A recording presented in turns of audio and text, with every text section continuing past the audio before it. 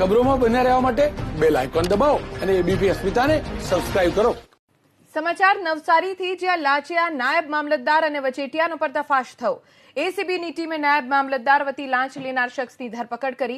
Collector કચેરીના નાયબ મામલતદાર નિલેશ પરમારે ખેતીની જમીન બિનખેતી કરવા માટે 3,78,000ની લાંચ માંગી। મામલતદાર વતી લાંચની રકમ લેવા માટે અલ્તાફ શેખ આવતા તેને એસીબીની ટીમે ઝડપી લીધો। મામલતદાર નિલેશ પરમાર પોલીસ પકડથી દૂર હોવાથી તેની શોધખોળ ચાલુ છે।